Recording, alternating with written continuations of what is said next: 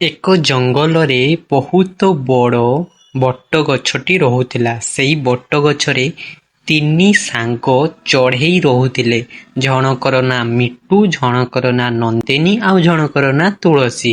ସେମାନଙ୍କ ଭିତରେ ବହୁତ ଭଲ ମିଳାମିଶା ରହୁଥିଲା। ଆରେ ମିଟୁ, କଣ କରିବା କହ? ଦେଖୁଛୁ ଲୋକମାନେ କେମିତି ଜଙ୍ଗଲକୁ କାଟି ଦଉଛନ୍ତି। ଏ ଜଙ୍ଗଲ କାଟିଦେଲେ ଆମେ ପକ୍ଷୀମାନେ କରିବା କଣ? ମୋର କିଛି ମଥାକୁ ପଶୁନାହିଁ ରେ ମିଟୁ। ତୁ ଆମ ମାନଙ୍କ ଠାରୁ ବହୁତ ବଡ଼ ଏବଂ ବହୁତ ଜଙ୍ଗଲ ବୁଲିଛୁ। ତୁ ୟା ବିଷୟରେ କିଛି ଟିକେ ଆମକୁ କହ। ଆମର ମନ ବହୁତ ଦୁଃଖରେ ମିଟୁ। ତୋହରି ଉପାୟରେ ଆମେ ଚଳୁଥିଲୁ, କିନ୍ତୁ ଆଜି ଯାହା ଦେଖିଲୁ ଆମ ଆଖି ସହୁନାହିଁ। ଗୋଟେ ଲୋକ ବହୁତ ସାରା ଗଛ କାଟି ତା ଘରକୁ ନଉଛି। ତୁ କଣ କିଛି ଆମକୁ ଟିକେ ସାହସ ଦେ। ଆରେ ତମେ ମାନେ କାହିଁକି ନିଜର ମନକୁ ଭାଙ୍ଗୁଛ? ତମେ ମାନେ ଯଦି ଭାଙ୍ଗିଯିବ ଏ ଲୋକମାନଙ୍କୁ ତେବେ ବୁଝେଇବ କିଏ? ଆରେ ତମେ ମାନେ ହିଁ ଏ ଲୋକମାନଙ୍କୁ ବୁଝେଇବ। ତମେ ହିଁ ତମ ଘରକୁ ବଞ୍ଚେଇ ପାରିବ। ଏଥିରେ ହିଁ ତମେ ହିଁ ସବୁ କରିବ। କେମିତି କିସ କରିବ ମୁଁ ତା କହିବି ତମକୁ। ଆରେ ଦେଖ, ନନ୍ଦିନୀର ସ୍ୱର ବହୁତ ମଧୁର। ତେବେ ନନ୍ଦିନୀ ପ୍ରତି ଲୋକଙ୍କ ପାଖକୁ ଯାଇକି ଗଛ ବଚାଓର ସ୍ଲୋଗାନ କରିବ, ଯାହା ଫଳରେ ଲୋକମାନେ ବୁଝିପାରିବେ ଏବଂ ଗଛ କାଟିବେ ନାହିଁ। କଣ କହିଲ ମିଟୁ ଭାଇ? ଆଜି ଏ ସ୍ୱାର୍ଥପର ଦୁନିଆରେ ଏ ସ୍ୱାର୍ଥପର ଲୋକମାନେ କଣ ଏଇ ପକ୍ଷୀର କଥା ଶୁଣିବେ? ଆଜିକାଲି ଲୋକମାନେ ପକ୍ଷୀକି ହିଁ ତ ମାରିକି ଖାଇ ଦଉଛନ୍ତି। ଗଛ ତ ସେମାନଙ୍କ ପାଇଁ କିଛି ନୁହେଁ। ତୁ କଣ କହୁଛୁ ରେ ମିଟୁ ଭାଇ? ଆରେ ଆମେ ମାନେ ଥରେ ଚେଷ୍ଟା କଲେ କଣ ଆମ ହାତରୁ ଯିବ ନା ଆମ ହାତରୁ ପଇସା ଚାଲିଯିବ?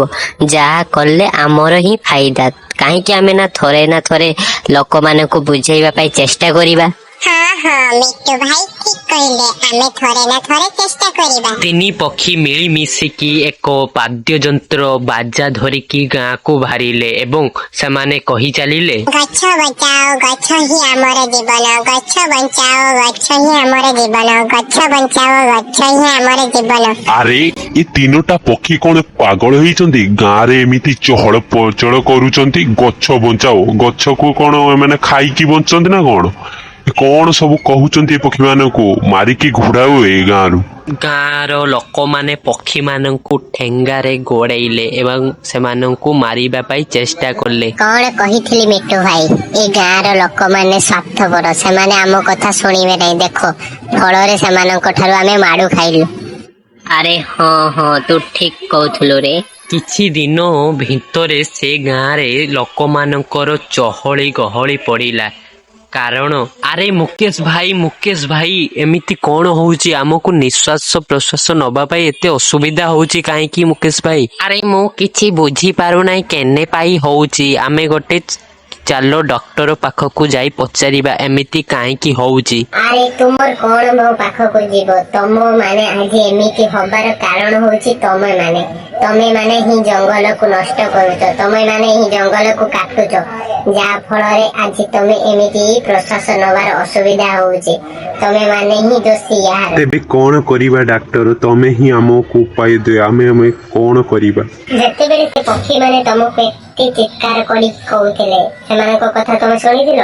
ଏବେ ସମସ୍ତେ ମିଳିମିଶିକି ଗଛ ଲଗାଉ। ଗଛ ଲଗେଇଲେ ହିଁ ତମେ ମାନେ ବଞ୍ଚି ପାରିବ। ସବୁ ଗାଁର ଲୋକମାନେ ମିଳିମିଶିକି ଗଛ ଲଗେଇବା ପାଇଁ ଚାଲିଗଲେ। ହଁ ସାଙ୍ଗମାନେ, ଏମିତି ଆମେ ଯଦି ଗଛ କାଟି ଚାଲିବୁ, ଦିନେ ଆମେ ମୃତ୍ୟୁବରଣ କାରଣ ଆମେ ହିଁ ନିଜେ ହେବୁ।